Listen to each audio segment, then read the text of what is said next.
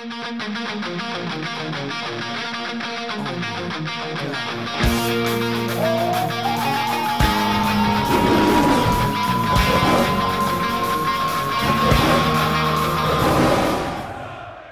we spoke to Tom Huddleston earlier this week, and he was brutally honest in the aftermath of the defeat to Burnley, saying how badly he felt everyone as a team played. Again, we've just heard from Andy Robertson that you could have no arguments on the day. Burnley were flat out the better team. Yeah. How bitter a taste has that left in the mouth with an international break and no game to play? Well, that's the difficult thing, that we've had to wait nearly 2 weeks, and even now we still have to wait till a Sunday. And the frustration is, of course, the one thing you want to do is go straight back on the training ground and work at the things that he didn't do. And unfortunately, we've had 14 or 15 of them away on international duty, so we've had to wait. And it's always disappointing to have a result like we had. We've set ourselves certain standards over the last couple of years in particular anyway. And against Burnley, we have to admit that we were woefully short. So the one thing you need now, whether you're a player, coach, manager, you need a response and respond to it. So we've got an opportunity in front of the nation to go and put that right. It'll be difficult against a really, really good Spurs side. But the one thing we have to do is produce a performance which you hope on the day it'll get you a result. And that's the most vital thing, is to leave that Burnley performance behind. The one thing when you're a footballer, the one thing you can do is put it right by your next performance. And we'll make sure that we will be better than we were at Burnley, because in all honesty, we can't be any worse. How frustrating for you has it been? Because we sat here, 4 or 5 weeks ago with trips. Well, we understood that on paper anyway, that they're difficult fixtures. We had a difficult time against Arsenal and Liverpool away, and then we've got the informed team coming here in Southampton, where we've lost to an awful fluky goal. And then, of course, we need to go and get a result then at Burnley. And if you don't apply yourselves and don't do things correctly, especially in the Barclays Premier League, then you're not going to get anything. And I think that's the disappointment to us all, that we never really kicked a ball on the day.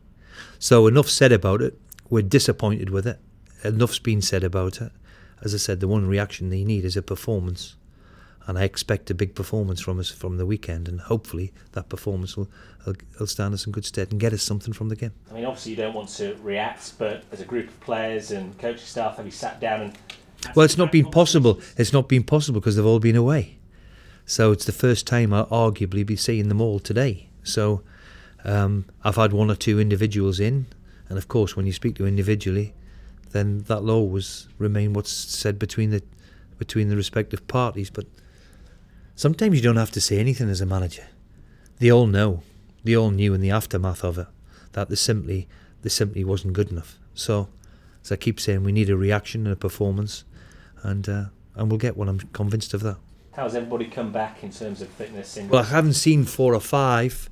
Obviously, the 2 Uruguayan boys have been away in Chile, so they only got back last night. Hopefully, they'll be in this morning. The same goes for Aluko. The same goes for El Mohammadi. Thankfully, all the ones who've played in the week, the Irish and the Scottish, and they're okay. Everybody seems to be okay. So the extra day will give us a hand with it. And we'll see what we've got and see how we can prepare over the next couple of games, couple of days, and get ready for Spurs. And there's been plenty of talk this week leading up to the game that you could have Michael Dawson fit, you could have Jelavic fit. Will they be available? Dawson, Jelavic, McGregor, I believe, yeah, they've trained all week. Unless something untoward has happened overnight, then I expect them to be in contention, yes, to start. And like most teams and most clubs, you know, when you miss your big players, you know, and always when you put in a difficult result, it's always good to see your big players back. And certainly Dawson and Jelavic have made a big impression on us early doors in this start of this campaign. So it'd be nice to see them back. And what about Tottenham then? Because the results on paper over the last few games, you see a lot of W's there, but there's been a lot of speculation about the way they've played this year, that perhaps they haven't. Well, it's like anything. It's like anything. A new change of coach, a new direction. Then sometimes it takes change. And Pochettino was the best thing on the block last year with Southampton. They were a really, really, really good side, and they've carried it on. And he probably be the first to say that, you know, it hasn't gone as well as he would have liked, because you would expect Tottenham to be in and around the top 6 after a quarter of the season gone. But it's like anything, you need time. His methods will eventually come through, and as I said, he produced a fantastic Southampton team last year in the way they played. And when you look at Tottenham and their squad of players they've got some wonderfully talented, gifted individuals. So we're going to be at our best to get something from the game. If we're going to do anything, then we've got to play well. What sort of problems then does a side like Tottenham pose to you as a man? Well, when you look at them individually, they've got individual talent, and how often do you see a game won by just a sheer bit of quality? And there's no question in that team they've got players who are capable of producing that quality. So when you come against a team who have got that quality, then you've got to show them the respect that they deserve, and certainly we will do. We've got 2 or 3 players, ex-Tottenham players, who I'm sure are convinced that they want to do well. But I'm more concerned about our level of performance and getting a performance which we're used to seeing over the last couple of years, in the last 15 months in particular of the Premier League. We've only been in it 14, 15 months, and it's easily the worst we played 2 weeks ago. So let's erase that and get back to the basics, if you like, and make sure we produce a performance. Best of luck. As you scan these players that are back from injury, McGregor's and your Dawson's and Jelavic, have you been able to do extra work with them, because obviously they've been back, they've been part of the 8 that you've had? Yeah, I mean it's always difficult to put on a training session for 8 or 9. It becomes a little bit monotonous. There's only so much you can do, but certainly, I mean, Jelavic has done quite remarkable to be. He was only operated on 4 weeks ago, last Tuesday. In a meniscus cartilage operation, whatever you want to say, to be back in contention. I think if the game had been last Saturday, he might have been in contention too. He's been determined that he wants to be involved again, and he's done everything. 12-hour days he's done to get himself back in, and the same for Dawson too. Dawson was just playing the way we expect him to be playing when unfortunately he got injured at Arsenal.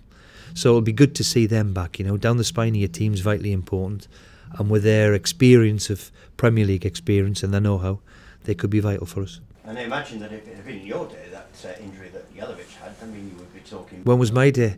Used to finish here in your day. Yeah, it's quite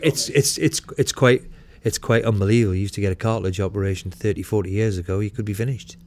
I mean, it's quite remarkable now with the technology at what it is. But still, when you have a knee operation, no matter who you are, then it still takes some doing to be only operated on 4 weeks ago. And for those people who've had knee operations, and they do keyhole and all the rest of it now, it's still very, very sore. So well done to him. He's done everything he can to get himself back fit. Curtis Davies also had a bit of a back problem. How is he?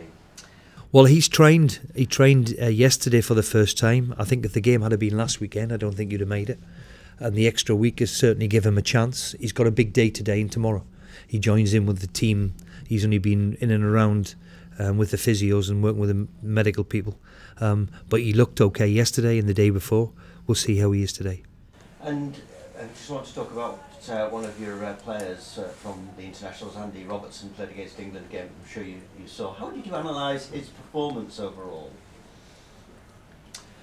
Well, he's had a wonderful couple of years, and he's